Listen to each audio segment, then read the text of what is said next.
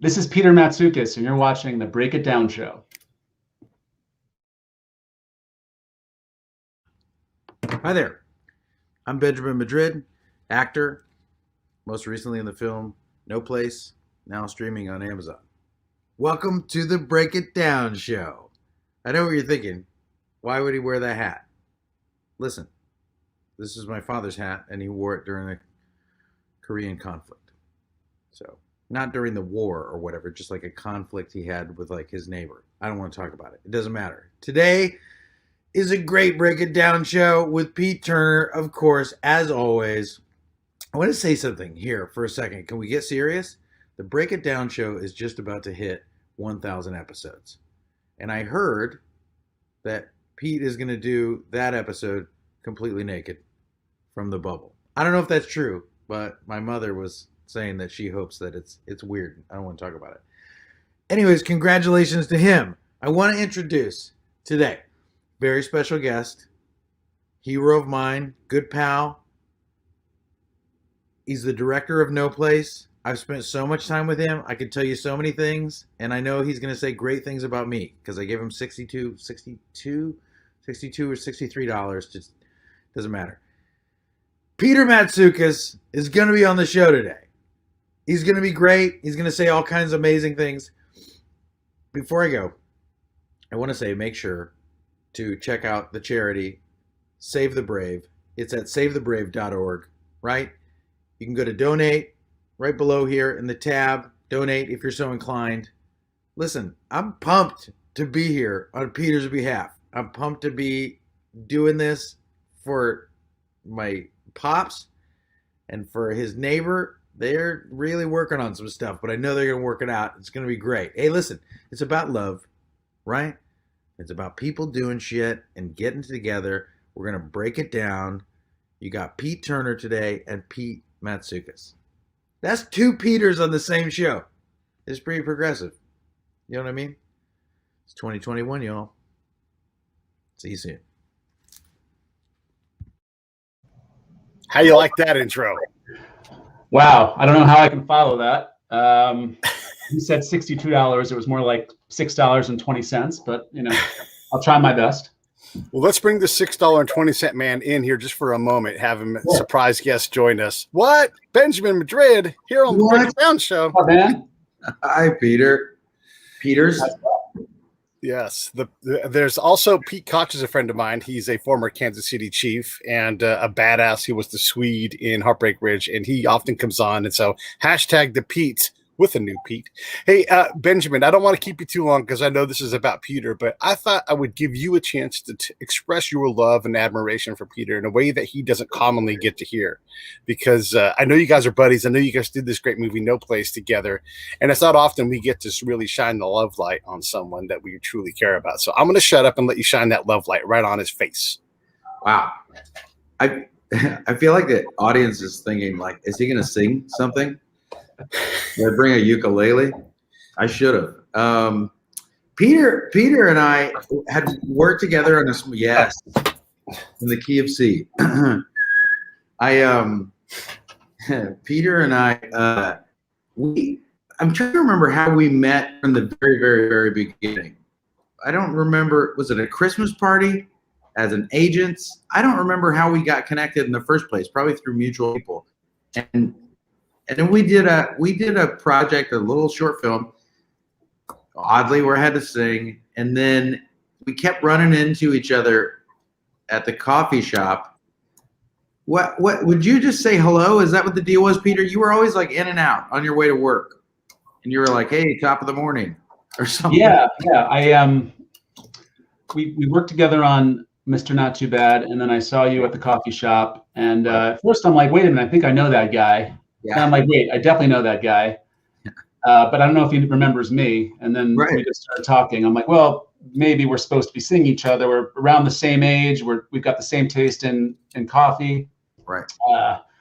Why not strike up a conversation and see who this guy is and because I only knew you from a day or so on Mr. Not Too Bad. So yeah, and similar hair, really. Yeah, graying gracefully. That's right. That's right. More graceful than That's right. So yeah, man, that's how we kind of the genesis of our collaboration. Yeah, it just was a friendship, I think, before it became a film. Like, I feel like we sat down and talked about a lot of stuff, and then Peter talked about where he was in his career, and I talked about where I was, and that seemed like it worked out.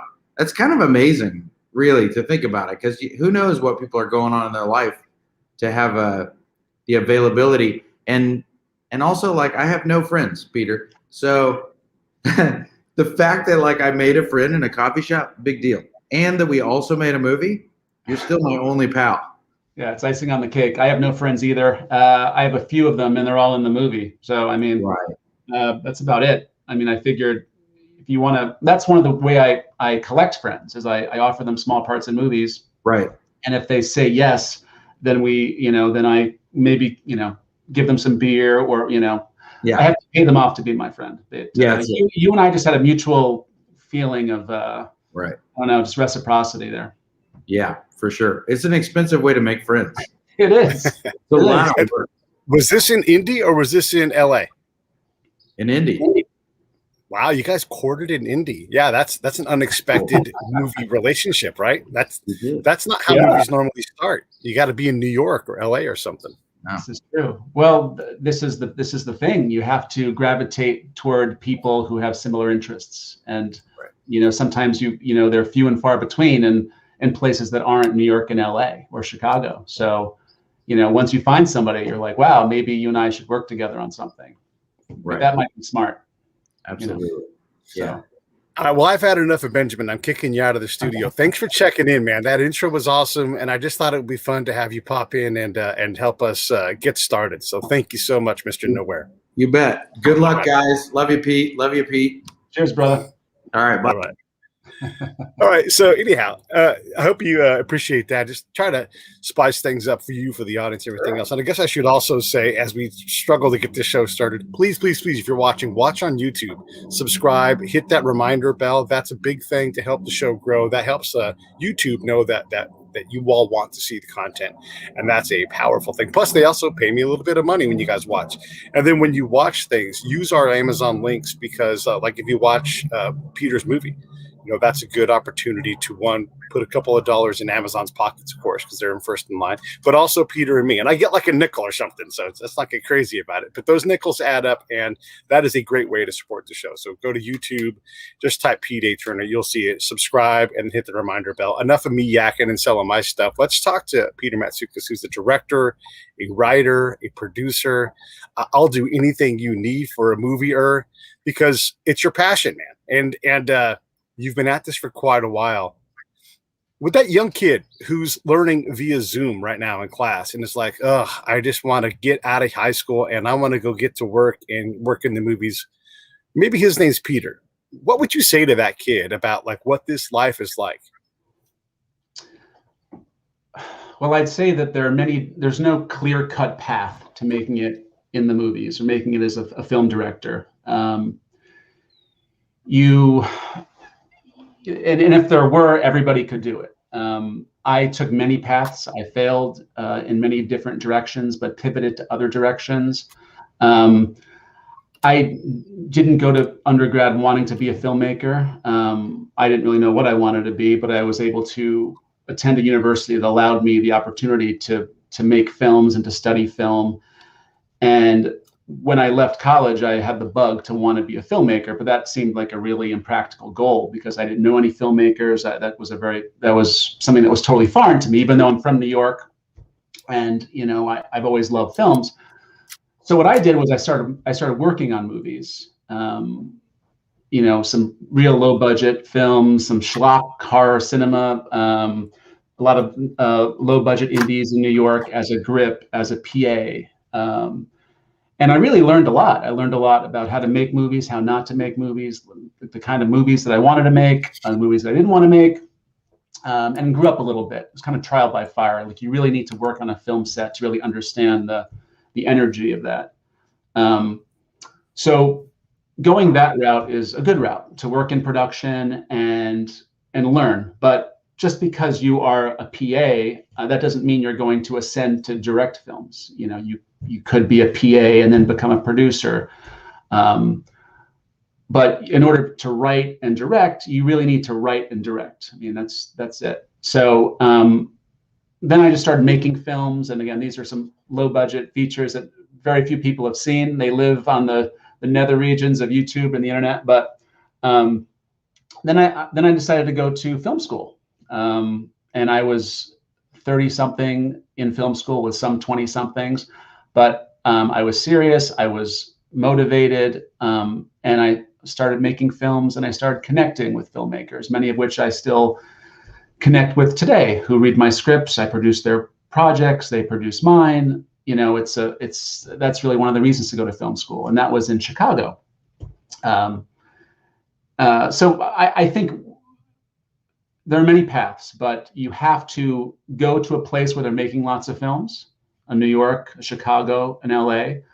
You need to work on productions. And when I say films, you know, any show, any production, you know, it could be TV, but you need to know the inner workings of that. And then grow the confidence to create your own work by making your own projects. That's what I'd say. But I've been doing this a long time, and this thing is out there and got some really nice distribution, and hopefully it leads to the next one, but it might not. So I just have to keep trucking, keep plugging away.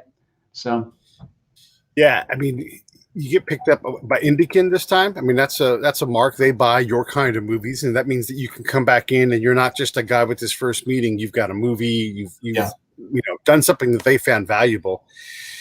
Is indie filmmaking the ultimate goal for you? Like, if you were able to make a comfortable living, is that what you want, or do you want to take a whack at some of these Marvel and DC films and get a multi-$100 million budget to work with?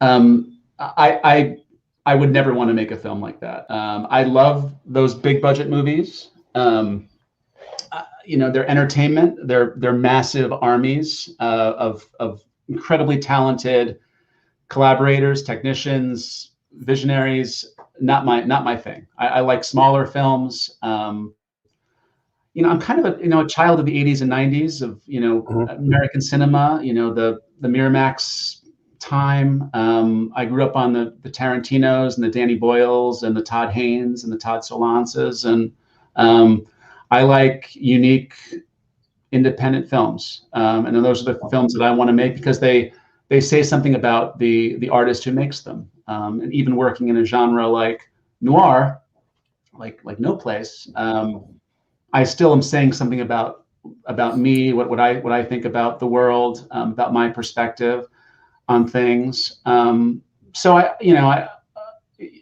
was actually thinking about this today. It surprises me that a lot of filmmakers who do make those huge films don't then make smaller projects. I know Steven Soderbergh is the guy who comes to mind, who can churn out the Ocean's trilogy, and then he can make these little independent films, maybe 5-10 million for him, but at least they're personal to him.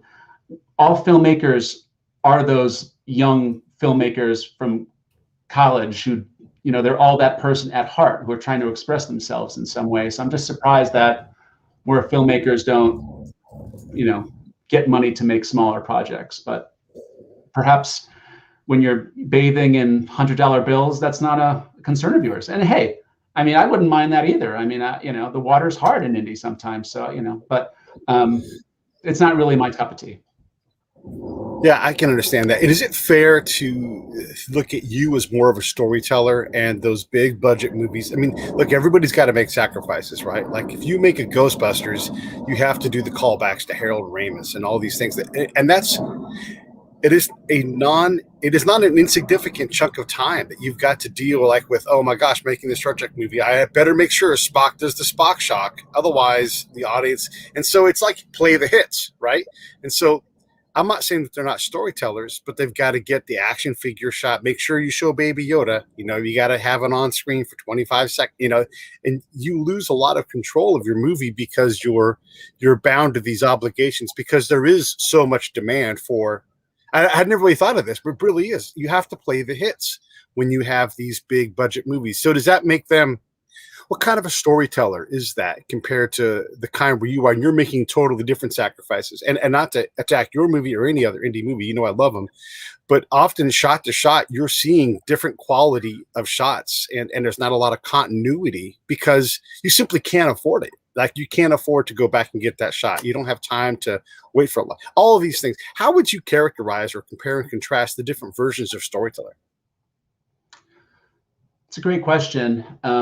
I think that the major films that have massive fan bases and they have IP that's cherished, like the Star Warses and the Marvels, there's a ton of fan service that has to be done. And in a way, it's an incredible achievement when Kevin Feige and the Marvel folks can churn out all those films and seemingly satisfy everyone. I mean, you can't satisfy everybody, but most people. And I'm not a Marvel person, but I've watched all the films with my kids and my wife, and we absolutely love them all. Star Wars, on the other hand, I also love Star Wars, and I think they're trying to bring in auteurs. They brought in Rian Johnson. They try to bring in Lord and Miller. They try to bring in people who can make these films, but they want it both ways. They want someone who can be a storyteller with an independent voice, who's spinning their franchise, but they also want to do all the fan service. They also want to please all the committees, all the focus groups. So, I'm just dismayed with the recent Star Wars movies, because they're just so, they've had so much time to plan this out, and it just seems like they're just, shooting stuff and then reshooting and rewriting on the fly. This is Star Wars. This is sacred stuff to people. And J.J. Abrams, is the person who seemingly blends all the fan service and makes it palatable with some fanboy appreciation. And I love J.J. Abrams. I love all this TV stuff. I love Alias is one of the things that bonded my wife to me on our first date. But he's become kind of a safe play, right? So can I be honest? I can't stand. If I know that J.J. Abrams is involved in a project, I won't watch it. I might still watch it, but he has hit the point of no for me. Right. Like certain people make a movie. If Matthew McConaughey makes a movie, I'm just going to watch it because I dig what he does. And there's two main reasons why with J.J. Abrams. One is in Alias, towards the end when they were clearly running out of ideas, and they had that Grimaldi device, and it was a giant water balloon, right? Remember that thing? Yeah, of course. And so this is for the audience. There's a giant water balloon. It's in like a hangar-sized building. It is a big water balloon, and it's levitating. And then it breaks. And then the water goes flooding out, and then there's the heroine and her love interest, and they're running down the hallway. And she gets there, the door shuts, and then here comes the water, and there's the boyfriend, and it's going to be too late. He's going to drown. And I'm like, but it's a water balloon, and it's a giant building, and so there's a mess to clean up. But unless you fall down and are unconscious, you're not going to drown. Like, there's no way it's going to be 8 feet of water in the hallway. Yeah, so I'm like, what are you doing? Give me a reason to believe. Does the water suddenly magnify? Tell me something. Where's the narrator to teach me? And the other thing is when the stupid Enterprise was parked in the ocean. Like, it's the Enterprise. They beam things down. We've established this for 60 years. Why is it it's the first time it's ever been in the ocean, and now all of a sudden it's discoverable and they can break it's like, come on, dude. And so those things, they're leaps too far. And then I have to be honest about some of the Star Wars stuff. Some of the pandering to ideology is a little bit hard to swallow with those movies. I don't go to movies for that. Luke was a miracle story, but he was temporarily at least guided and realized by Obi-Wan Kenobi, right? It's like now anybody can have the Force. Like, well, that's not what you told me early on, Right. And so you have to give me like, oh, this person is steeped in it. Lo and behold, they're no longer just a guard or a tech. They're now this superhero. Anyhow, that's right. My complaint. No, hey, if you want to talk 45 minutes on Rambaldi alone, we can do that. But no, I agree. That was one of the biggest failures of the Star Wars 7 through 9 is, the whole 8th movie with Rian Johnson, who they gave the keys to the kingdom. It wasn't about your parentage. It wasn't about your heritage. anybody can have the Force. Maybe Rey was just, but then it turns out, well, she's, Palpatine's granddaughter. No, that we just throughout the 8th movie. Spoiler alert, I guess. But and then when Princess Leia dies, or General Leia, or whatever she is, let her be dead. Why did you resurrect an actual dead lady? Right, right. Yeah, but JJ, if my wife were on the podcast, she'd talk about Felicity, which is one of her favorite shows. And that's a show that had no money, that just was pure invention. It was, and what separated it was, incredible cast. And it was just like a really true show. It tapped into something real. And but then, it expanded to Alias and then Law, whatever. But where he is now, maybe, and again, he is a phenom. He's J.J. Abrams. He's a long ways from regarding Henry, but somewhere along the way, it becomes, I think you probably morph from, a pure storyteller who's trying to tell a simple story well, and you have budgetary limitations and you have people who are there just for the love of the project, to, armies of people who are extremely talented and gifted, but, it's just, you're part of a machine. And it's just, and movies are like that anyway. I mean, the movie industry is just so much different now than it was 20, 30 years ago. So what can you say? Yeah, I can see what you're saying. The budget becomes how many things can we jam in here at the expense of quality, where you're trying to pursue quality at every turn. And there's compromises all the time, but it's just a different approach. You guys are lean and trying to focus on how do we make a great movie, and they're focused on how do we maximize the profitability of this movie, because they have to. I mean, that's the business, you have to make money 15 different ways in a giant motion picture like that. That makes sense. Yeah. Well, yeah. I mean, and if you fail, then you've got huge corporations that could come crashing down. I mean, if this film fails, it was a bad venture for those who invested. But who knows what it could lead to.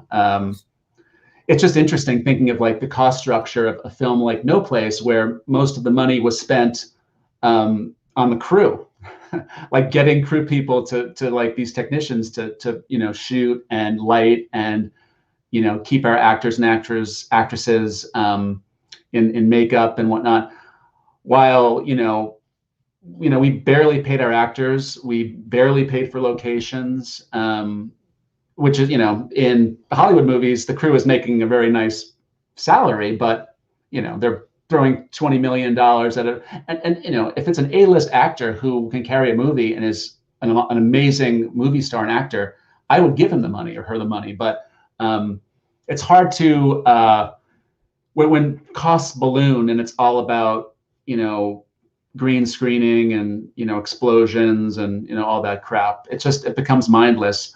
But what in a film like Endgame or Infinity War, the Marvel universe, it's you're totally immersed in this incredible world, and that's money well spent. So yeah. As an indie director, if someone comes on board, let's say that Matthew McConaughey's like, yeah, I'd love to do your indie movie. I love your script. I mean, that guy's tens of millions of dollars to get him to come on board, and probably a taste of the back end and a producer credit. I mean, it's a challenge to get him to come on. Is he worth the squeeze at anywhere near a reasonable rate for him? Or how do you negotiate with someone like that? Because his normal ask is more than the entire budget of the movie. It has to be something left there, and they get that. Those guys understand they're doing it for the artistic pursuit. But how do you pitch that guy, and how do you nail the landing on, I don't want to overpay, matter of fact, I want to underpay so I can pay the other people? Because you're right, otherwise we're all doing each other's makeup, and that's not pro. Right. Well, I think that I think if you can get an actor like that, you get them, or an actress like that, because if you invest in an actor or actress like that, so many more people will come to the table with the money that you're going to need for distribution. You might sell a movie's foreign distribution on an actor or an actress. So I think it's something you have to go for. But yeah, you're going to have to give that person points, and then that person's going to step into your production and have a great deal of power and say, and a director has to maintain his or her vision and work, and hopefully, like I had a great relationship with Benjamin Madrid. It's like you need to be on the same wavelength. Otherwise, if the lead who's carrying the movie and the director aren't totally aligned, then you're going to get something that's disjointed and is not going to be a creative success. Yeah. So I think you have to roll with it. I mean, if I could work with an actor like that, I would be all in. So, but it's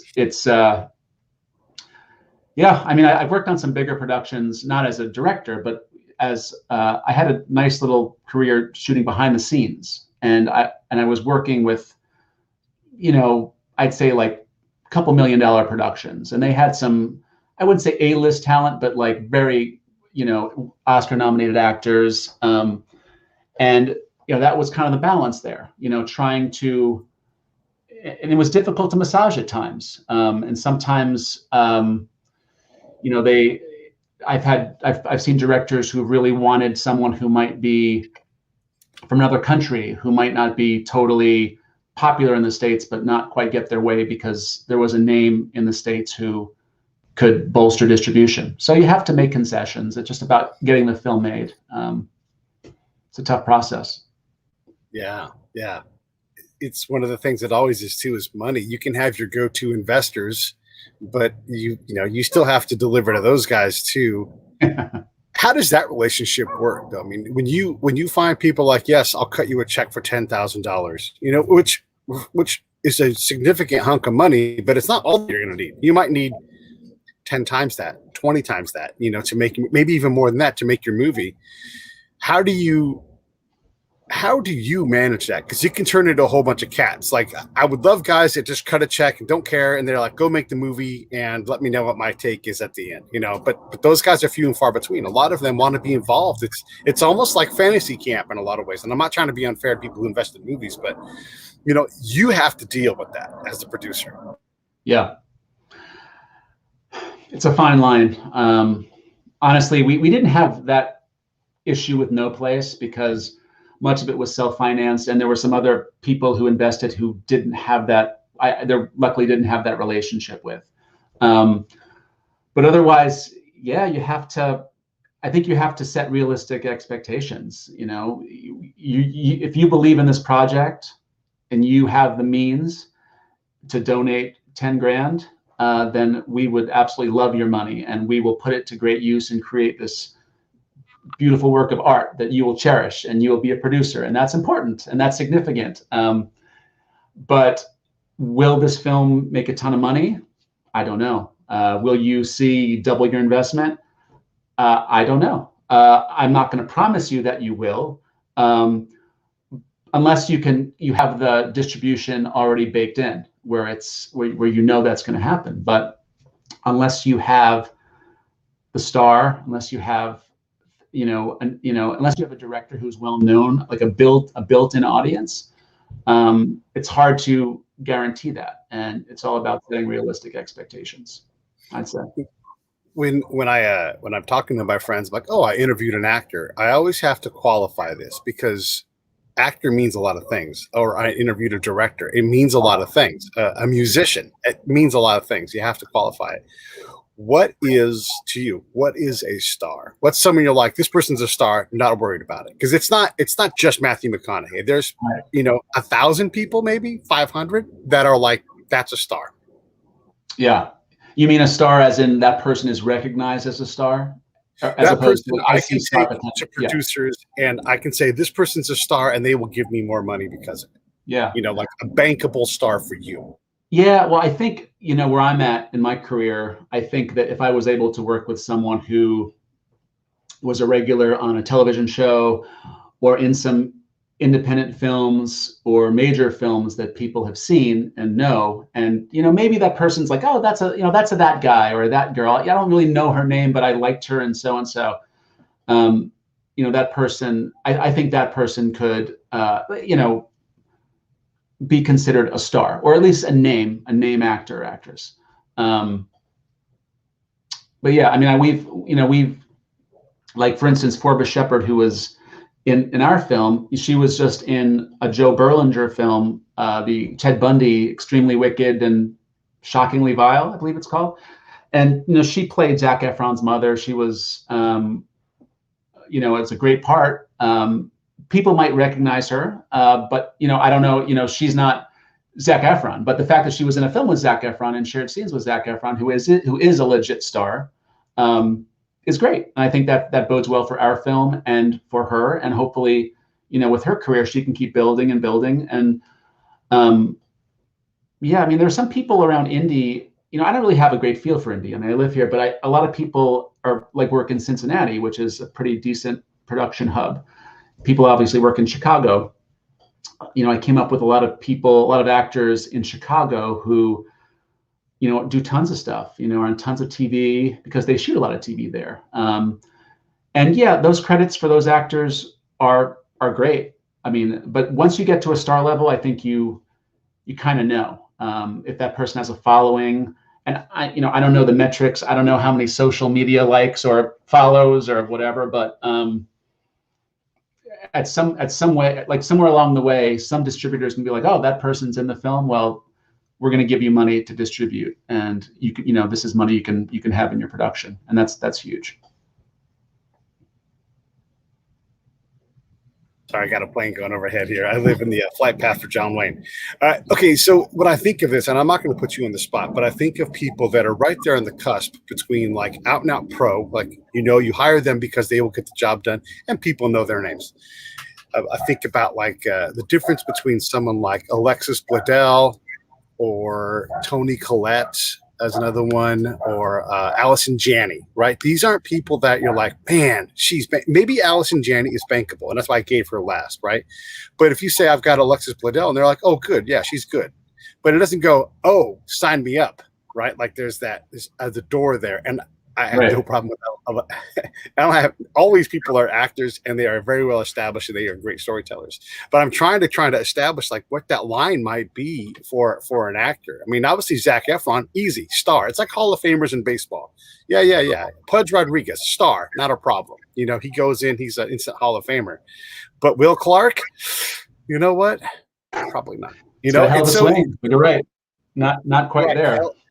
Hell of a swing. Yes. So when you think about that as a director, does that even matter to you? I'm with you.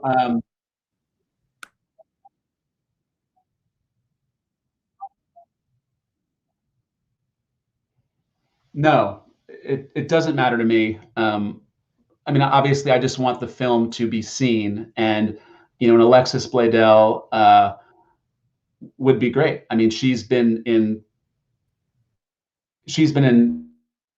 major movies, like, well, and also this person is a pro. I mean, she was on Gilmore Girls. She was in Robert Rodriguez movie, you know, Mad Men. So, sorry if we are. Okay, we good, Pete? Sorry. Yeah. Your connection's a little bit bouncy. I'm trying to see if we can weather the storm here, but keep going. So I'm sorry. Alexis Bledel's a pro. She's been in pro things. Yeah, we know who she is. Yeah, right. Yeah, of course. Yeah, I mean, it's hard to say. But what's funny is, you know, I have a 9-year-old, and he watches stuff that's on like Disney, like you know, like movies like The Descendants is a movie I never thought I'd actually watch, but he's watched them, and like now I know all these young stars, which is what Zac Efron was back in the day. I mean, I didn't know who Zac Efron really was when I was, you know, 10 years ago, but he's made good career choices, and now he's ascended to a place where he is, you know, a bankable star. I don't even know if he's an A-list star, but I mean, he can carry a movie. And it's funny, I wrote a script once, and I, like a long time ago, and I'm like, this would be great for Zac Efron because he's squeaky clean, and this is a movie that can like tear down that facade and like show his you know, make him shed his Disney audience. But I think maybe Ted Bundy was the film that he did that. But I think that it sort of leads back to what we were talking about before with how do you get these actors to work for scale and to be in a low budget movie. And one of those ways to do that is to give them material that, you know, that allows them to shed whatever pigeonholed casting they've been sort of included in. So I think that's smart for people to sort of find those actors who want to do something different. You know, they're at a point where they want to make the next step. And, you know, I mean, Tarantino has been a legend at that, right? I mean, with the John Travoltas and the career resurrections of the world. So I don't know. It's a different thing I've been thinking about. I saw that they're going to. I just got to get myself together with this one. I saw that they're going to redo Valley Girl. That they're making a new version of it, and I know they did Footloose. And look, I love that they reintroduce these movies, especially ones that can have modified special effects and just regular effects. I get all of that, but here's the thing: if your trailer, if your poster makes me feel like I could probably do a better job with your movie, you don't create a lot of faith in me that I need to watch this movie. And it's not my movie. Like, my movie happened 40 years ago, or however long it was, maybe 40, 35 years ago. So, and I'm not saying Valley Girl was a great movie, but it had certain things with the timing, you know, like New Wave was just becoming a thing. Valley Girls were a thing, you know. Now a Valley Girl, I asked them the other day on the show, like, what's a Valley Girl now? And they did not describe a Valley Girl as I know a Valley Girl, right? Mm-hmm. It's really a Valley Girl is a Kardashian because they're Valley Girls, but it's a totally new thing. So when I think about this, I want them to do Valley Girl. I want them to do a great job, but gosh, I really wish they would do a great job. And it doesn't seem like that's possible. The people are impossibly good looking and everything else. Nicolas Cage, is nothing wrong with how he looks, but he wasn't super handsome when he was young. He was kind of quirky. And that's kind of how the New Wave kid was. He was kind of quirky. What are your thoughts?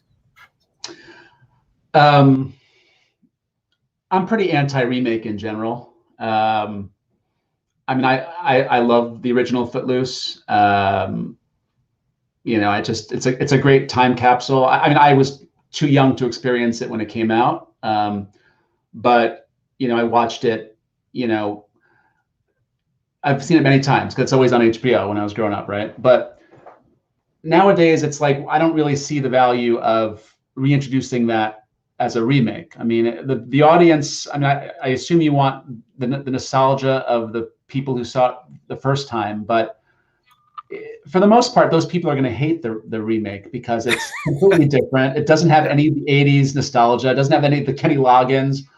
You know, Kevin Bacon isn't like jumping around and doing ridiculous things.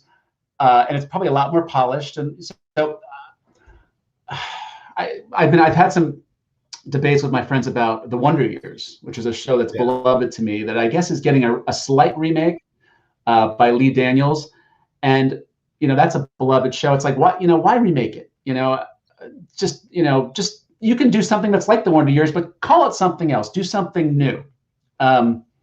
There's only one film that I'm really passionate that should get remade, and I think it's Grease. Not a fan of the movie Grease at all. I think it's, as I have to give my wife credit, it's a 70s version of the 50s, and it, you know, and I love John Travolta, but like they're not including a lot of the original music, and I think it's very poorly edited and shot, and has a lot of stupid gags. It's a mess. It's a mess. I think it needs to be remade with original music. You know, give Marty Maraschino what she has to do, and then it could be great. But you know, otherwise, I just don't see the point in it. I understand why they do it. I know, you know, they could probably make a buck, but we need more original voices, original stories. You know, we have enough sequels or remakes, but you know, I'm preaching to the choir. We've been, you know, things aren't changing anytime soon. So yeah. But I mean, you're right about. I love Grease. First off, I love musicals, and I think it's great. But the movie is about the 50s, and it starts off with a disco song. Yeah. Like it, and then the storyline makes no damn sense. The editing is terrible. There is the scene where Rizzo comes walking out of the ladies' bathroom with an ice cream cone. It sounds impossible. Every time I say it, I'm like, you're making that up. And then you watch it and you're like, no shit, there she is walking out of the bathroom with an ice cream cone, licking it. And so it's like and also, not to mention, they're so mean to some of the characters. Like, you know, like the Eugene is so Oh my God. mistreated, and it's just awful. And it's like it's a way to positively spin that. You know, Yeah. I don't know if you've watched Cobra Kai at all. A little bit. I couldn't take it. But I love it because it knows the Karate Kid universe. It doesn't take itself too seriously. It knocks these conventions on their head. You know, so you know the dork is the hero, and the jock is the loser. And I love all that stuff because it's smart and it's playing with our expectations. There's no need to retread this stuff. We lived it the first time, and you know, nostalgia takes us. You know, nostalgia is personal. When you try to capitalize on it, it just seems like bleh, like gives me the heebie-jeebies. I don't like it. Yeah. So, one more thing about Grease, and then I'm really going to shut up about it. And I love this movie. Then we're going back to Rambaldi. Yeah, please. Let's do that. Let's for sure do that. Grease Lightning is 3 different cars in the movie. There's Gonna Be, Is, and then Supernatural. Who like what? 2 different cars? I mean, that's not cheap. Those 2 cars. They had to get it. Maybe the actual Grease Lightning car was not super expensive, but the other one, you had to pay someone a lot of money. It's like, well, we already paid the money. Now we're going to completely. It's like if like midstream you switch John Travolta. Grease Lightning is a character in this story, and it becomes. And the ending, you're like, what is going on? Why are they floating off into the sky in their car? I just don't get it. I don't get it. And they don't even let Jeff Conaway sing Grease Lightning too. I mean, I know Travolta's a big star, but I mean, that's his song, right? I mean, it's Kanicki's song. What are you going to do? But yeah, it's all those crazy things. So Rambaldi, please. Oh yeah, of course. But yeah, I think Grease is something that should be remade, and yeah, I mean, I love musicals as well. I mean, I feel like, you know, Guys and Dolls is another one I'd love to see remade. I mean, that's something that I don't know why some people are into musicals and others aren't, but I absolutely love them and want to see more of them because that's the joy of movies for me as a viewer. That's something I don't think I could ever do, but I love being immersed in that. I could withstand a solid musical every other year, you know, and I'd be like, okay, that's a pace I can maintain. I can get behind that, and I want to see. You know, Frank Sinatra wasn't an actor, but he got out there, and then he became a singer, an actor, and a dancer. You know, like I would like to see these talented people really push themselves in roles. Chicago was great; it won all kinds of Oscars. You know, like let's get more of those kind of things. It's really neat to see actors really push themselves in those. I mean, yes, you did a dark role. How daring! Everybody does that shit, you know. But like, get up there and sing and dance. Oh my gosh, you know. Now that's something. It's really neat. I wanted to ask you about writing. You wrote a story with Zac Efron in mind. Is there always someone cast in your mind? And then how do you go through that process? The things that I write are pretty like radically subjective for the most part. We don't often encounter information as an audience unless it's through the viewer, unless it's through the lead character. So basically our lead is in every scene. So I'm always pretty much focused on the center of the universe. And in no place, Ben Madrid is that person. Mac is that character. So I don't always focus on one actor in particular, but there's a type. And when I'm writing something, I envision that type moving through the movie. And it's like the sun and all the other characters, the planets that orbit that person. But that's because that's just the way I write, where there is sort of that radical subjectivity.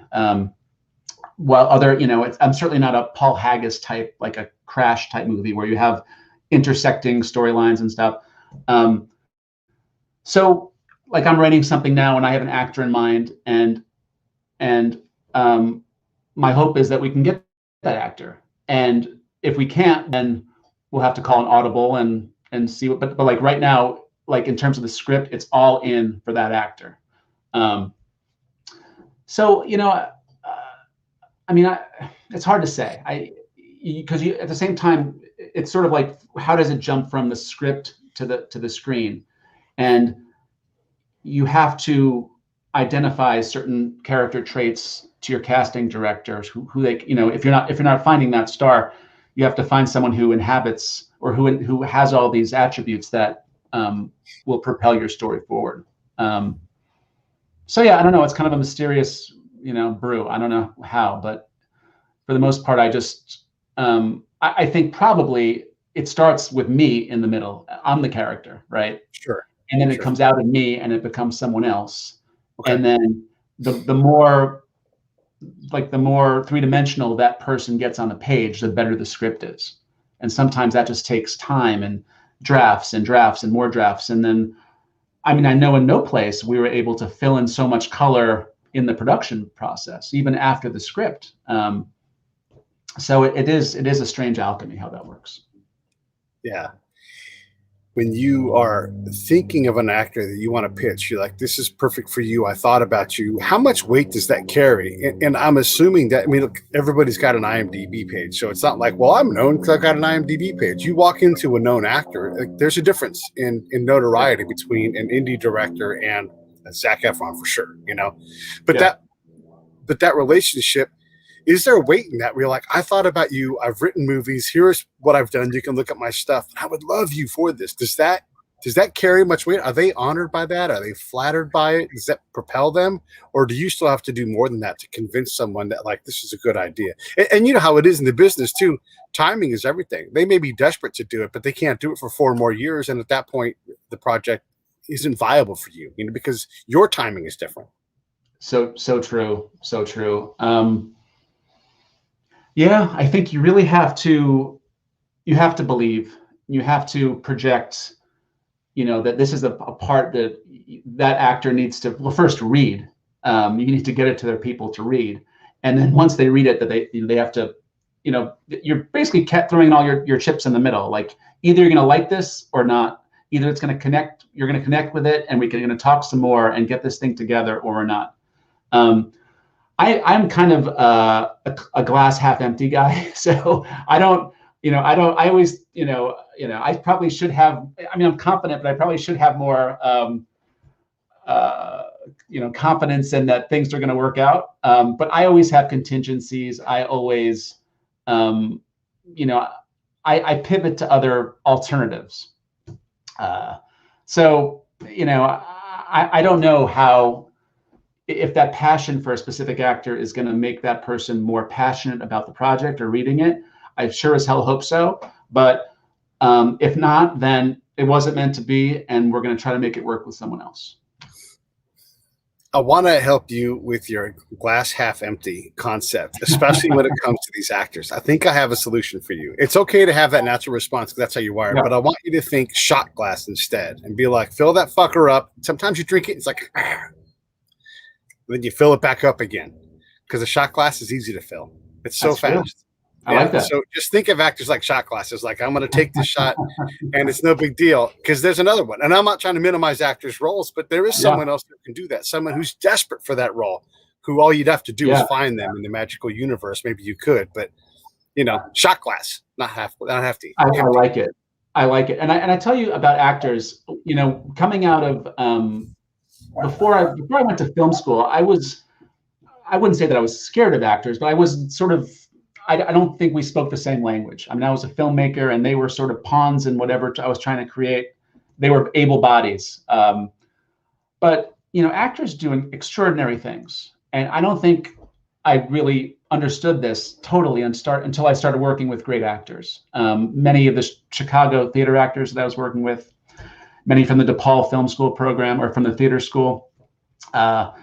And just, being on set, watching these actors work, what they're able to do is incredible. And as a director, you need to allow them that space to do that, because sometimes it's so raw, what you're asking them to do. And like, now it's just appreciation. And I understand that if you believe you can do this project and you love it and you have to do it, I want you to do it, because then it'll be great.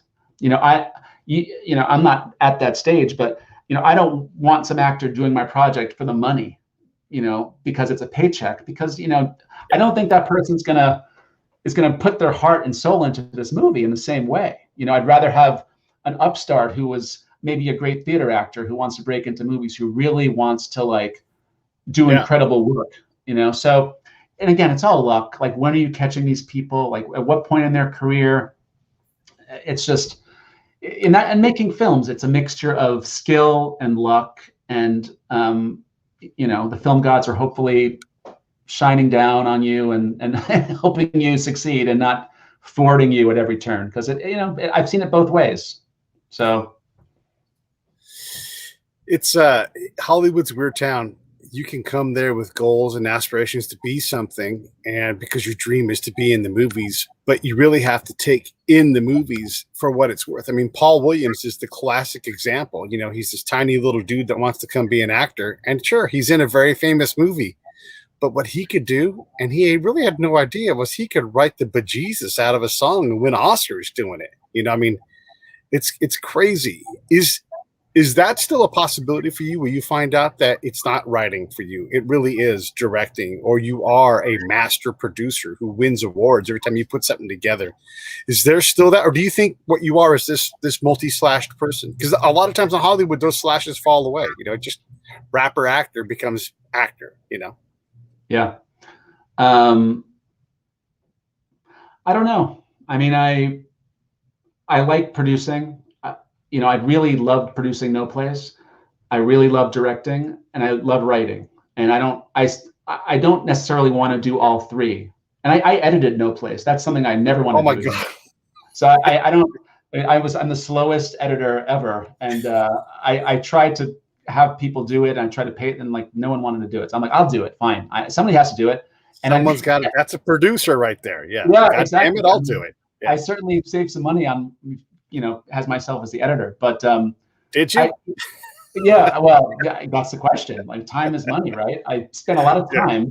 Could have been doing other things. Right. But yeah, I like doing all three. So right now, I think I'll always write, and I love, even if it's, sometimes I'll write stuff and I know I don't want to direct it, but I'll try to sell it, or I'll try to get it out there. Or I'll write stuff that I can direct. And like right now, I'm producing a film with it's a story that I created, but I'm kind of letting this director run with the script, and he's going to direct it. And I want him to make this film. Like, this is a film that he needs to make. It's not my film, but I want to shepherd it, and I want to produce it. So, I like all three, and it's one of those things about No Place. I didn't know that I would like producing as much as I did, because I am a taskmaster, and I am driven, and I am hard on people, but I think I can also be a benevolent leader as well. Like, I feel like I can walk that line. And with No Place, everybody was so gracious and kind that we were very lucky to have that vibe. But it doesn't always happen that way. So I don't know. I hope to be more, involved in, more of the blessed projects than the ones that are cursed. But they all have their stories. So you got to have the cursed ones. And I think I would suggest that don't all benevolent dictators or leaders, as you put it, don't they all think that they walk that line? Probably, they probably do.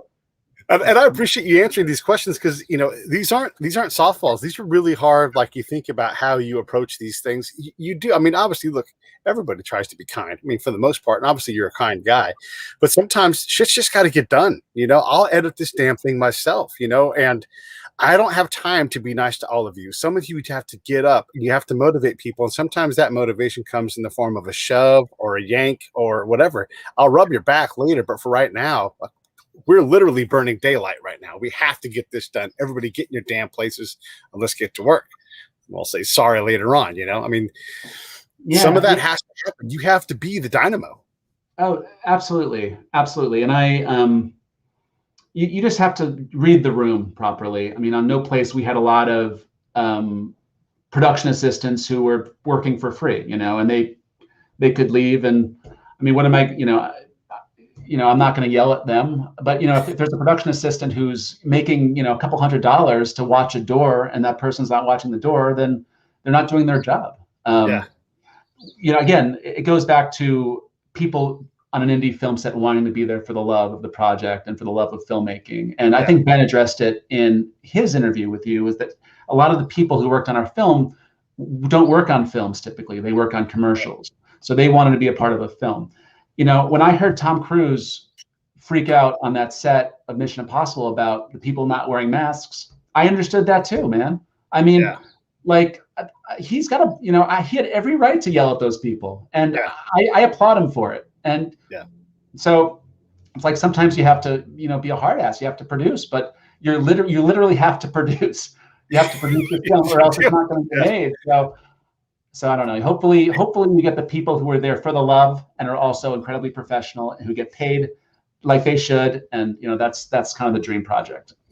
And to Tom's benefit, you know, he knows, like, he is the reason why these people are getting paid. And if you're not going to wear a damn mask, he's like, I'll break my leg and continue to act. I will learn how to fly a helicopter or swing a sword so that we all can have jobs.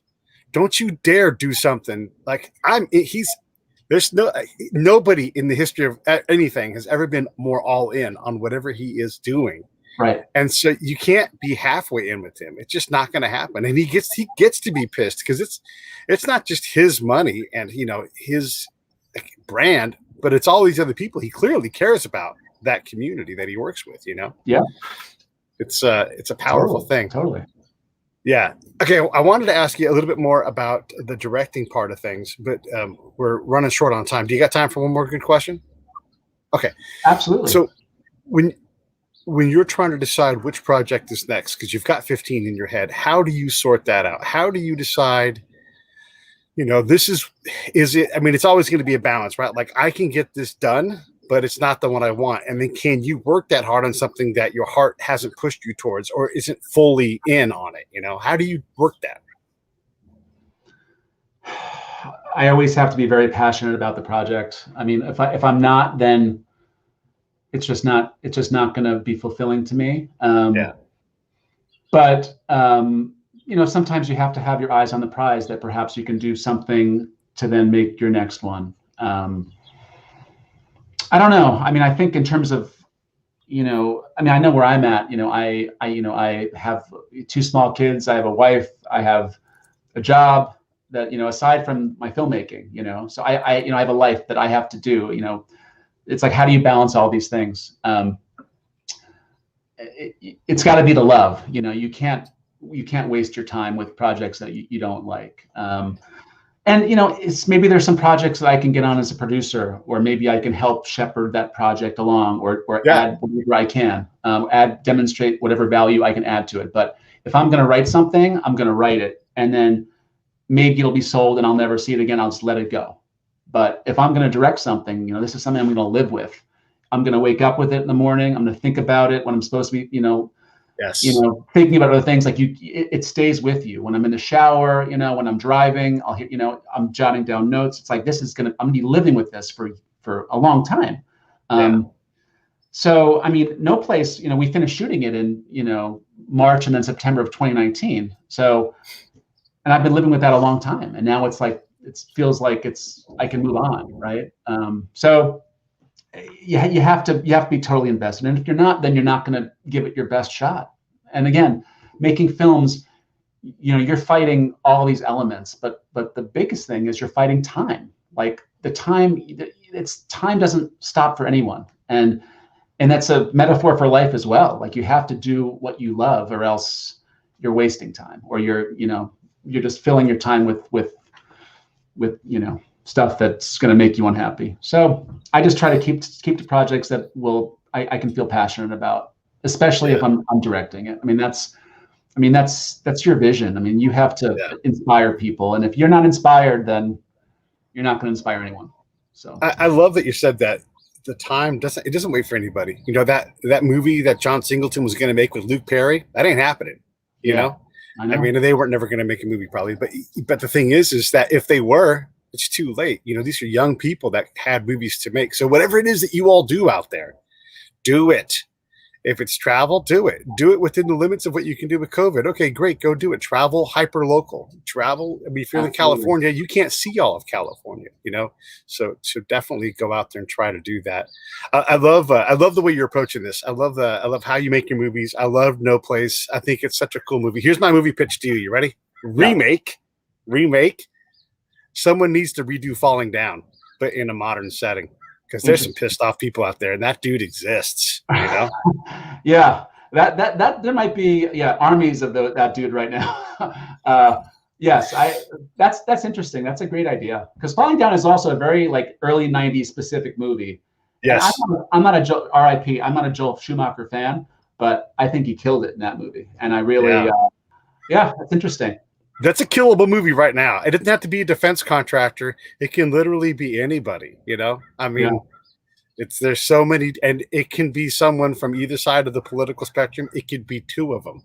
Totally. You know, that would just be crazy. Anyhow, that's my pitch. So let's talk about that later. Anything else in closing for you?